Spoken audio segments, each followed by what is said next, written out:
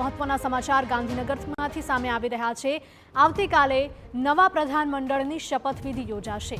સવારે 11:30 મહાત્મા મંદિર ખાતે શપથવિધિ થશે।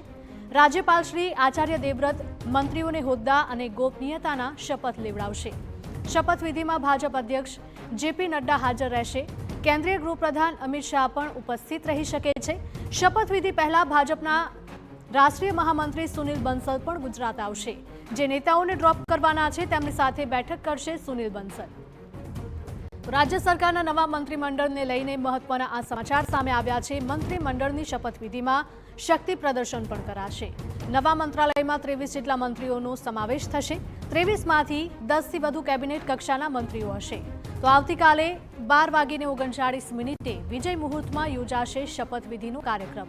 ભાજપે તમામ ધારાસભ્યોને ગાંધીનગર હાજર રહેવા માટે સૂચના આપી છે। તમામ ધારાસભ્યોને ટેલિફોનિક જાણ કરીને સૂચના આપવામાં આવી।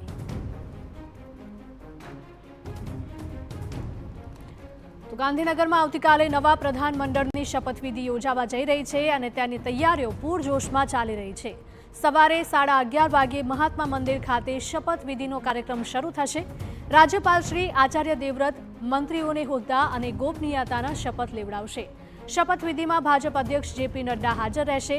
કેન્દ્રીય ગૃહપ્રધાન અમિત શાહ પણ ઉપસ્થિત રહી શકે। શપથવિધિ પહેલા ભાજપના રાષ્ટ્રીય મહામંત્રી સુનિલ બંસલ પણ ગુજરાતની મુલાકાતે આવશે। જે નેતાઓને ડ્રોપ કરવાના છે તે નેતાઓ સાથે તેઓ બેઠક કરશે। રાજ્ય સરકારના નવા મંત્રીમંડળને લઈને આ મોટા સમાચાર। મંત્રીમંડળની શપથવિધિમાં શક્તિ પ્રદર્શન કરાશે। નવા મંત્રાલયમાં 23 જેટલા મંત્રીઓનો સમાવેશ થશે। 23માંથી 10થી વધુ કેબિનેટ કક્ષાના મંત્રીઓ હશે। આવતીકાલે 12:39 વિજય મુહૂર્તમાં શપથવિધિનો કાર્યક્રમ યોજવામાં આવશે। તો ભાજપે તમામ ધારાસભ્યોને ગાંધીનગર હાજર રહેવા માટે સૂચના આપી છે અને તમામ ધારાસભ્યોને ટેલિફોનિક જાણ કરી સૂચના અપાઈ છે। ગાંધીનગરમાં આવતીકાલે નવા પ્રધાનમંડળનો શપથવિધિ કાર્યક્રમ।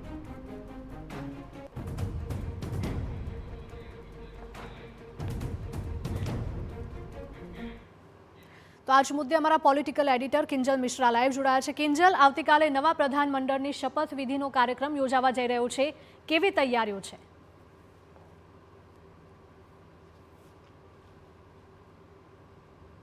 देखो, शपथविधि होय छे ए हमेशा एक मैसेज आपवानो प्रयास छे ते थतो होय छे। सामान्य रीते शपथविधि ए राजभवन खाते थती होय छे, परंतु आपने बतावी दो आ महात्मा मंदिर खाते शपथविधि छे ते योजावानी छे। नवा जे मंत्रीओनो समावेश करवानो छे तेनी शपथविधि आ योजावानी छे। आप आ हॉलनी केपेसिटी जोई शको छो के जे रीते वात TV9 द्वारा पण करवामां आवी हती के 10,000 जेटला जे कार्यकर्ताओ, नेताओ, धारासभ्यो अने सांसदोना संख्याबळ साथे आ शपथविधि छे ते योजावानी छे। એટલે ભાજપ ક્યાંક ને ક્યાંક શક્તિ प्रदर्शन है ते करवा मांगी रह्यु छे अने तेने लई अने आ जे हॉल छे एनी केपेसिटी ए प्रकारनी छे के जे प्रकारनुं शक्ति प्रदर्शन करवानो भाजपनो आखो एक मूड छे, एक विचार छे ते अहींया थई शके छे। बिल्कुल जे मुख्य मंच छे तो मुख्य मंच पर बे ज पोडियम छे ते मूकवामां आवशे के ज्यां एक पोडियम पर राज्यपाल अने बीजा पोडियम पर जे पण पदनामित मंत्रीओ के जेमने गुप्तताना शपथ लेवाना छे ते उपस्थित रहेवाना छे। आ मंचनी बंने बाजू વધુ એક મંચ બની શકે તેવી પૂરી શક્યતાઓ છે, કેમ કે સંતો મહંતોને પણ આ જે શપથ વિધિની અંદર આમંત્રિત છે તે કરવામાં આવ્યા છે। અલગ અલગ સમાજના લોકોને આમંત્રિત કરવામાં આવ્યા છે। એટલે જેને લઈ અને આ જગ્યા છે હિરલ કે જ્યાં વિકાસ સપ્તાહનો જે સમાપન સમારોહ હતો, સમાપન સમારોહ યોજાયો હતો અને અહીંયા જ જે સરકાર છે તેનું જે નવું મંત્રીમંડળ છે તે શપથ લેવાનું છે। પરંતુ હિરલ, આમાં મેસેજ સમજવાનો પ્રયાસ છે। હંમેશા એવું હોય છે કે જ્યારે મુખ્યમંત્રીની शपथ होय छे त्यारे एक प्रकारना अलग आयोजनों छे, अलग मेसेज छे ते आपवानो प्रयास थतो होय छे।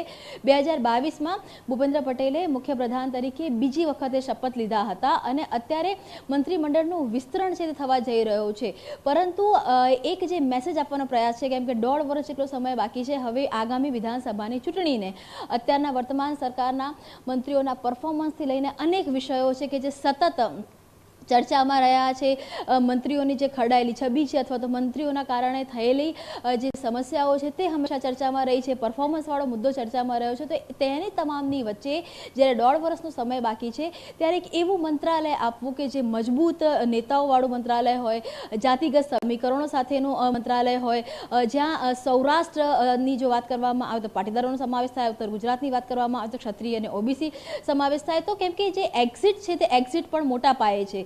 5 થી 7 મંત્રીઓની એક્ઝિટ છે તે થવાની છે। તો તે તમામની વચ્ચે આ જે એક્ઝિટ છે, એક્ઝિટ કરતાં જે નવી એન્ટ્રીઓ છે તેની પર ધ્યાન મુકાય, તેની માટે થઈ અને આ આખું જે શપથવિધિ માટેનો આ આખું આયોજન છે તે કરવામાં આવ્યું છે। જે મહાત્મા મંદિરના કર્મચારીઓ કે જેમને જે જવાબદારીઓ સોંપવામાં આવી છે તેમની પણ અહીંયા આવવાની શરૂઆત છે તે થઈ ચૂકી છે। હું મારા કેમેરામેનને કહીશ કે આપને દ્રશ્યો બનાવે કે બતાવે, કેમ કે આખું જે સિટિંગ વ્યવસ્થા છે તે કરવી પડશે।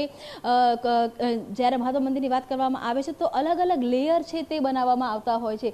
જે સ્ટેજની વાત કરવામાં આવે કે પછી ફર્સ્ટ લેયરની વાત કરવામાં આવે કે સેકન્ડ લેયરની વાત કરવામાં આવે કે થર્ડ લેયરની વાત કરવામાં આવે, કોની સિટિંગ વ્યવસ્થા ક્યાં રહેશે, સાંસદો ક્યાં બેસે, ધારાસભ્યો ક્યાં બેસે, જે મંત્રી તરીકે શપથ લેવાના છે તો તે મંત્રીઓના જે પરિવારના લોકો છે તે ક્યાં બેસે, તેમના જે સમર્થકો છે તે ક્યાં બેસે, તો તેની માટેની જે આ સિટિંગ વ્યવસ્થા છે, સિટિંગ વ્યવસ્થા પણ કરવામાં આવશે। આવતીકાલે 11:30 વાગે શપથ સમારોહનું આયોજન છે તે થવાનું છે।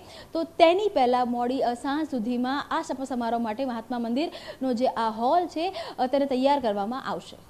બિલકુલ કિંજલ, માહિતી બદલ આપનો આભાર। તો આવતીકાલે નવા પ્રધાનમંડળની શપથવિધિ અને તેને લઈને તડામાર તૈયારીઓ ચાલી રહી છે। સવારે 11:30 કલાકે મહાત્મા મંદિર ખાતે શપથવિધિ યોજાવા જઈ રહી છે। રાજ્યપાલ શ્રી આચાર્ય દેવવ્રત મંત્રીઓને હોદ્દા અને ગોપનીયતાના શપથ લેવડાવશે। શપથવિધિમાં ભાજપ અધ્યક્ષ જેપી નડ્ડા પણ હાજર રહેશે। કેન્દ્રીય ગૃહપ્રધાન અમિત શાહ પણ ઉપસ્થિત રહે તેવી શક્યતાઓ છે।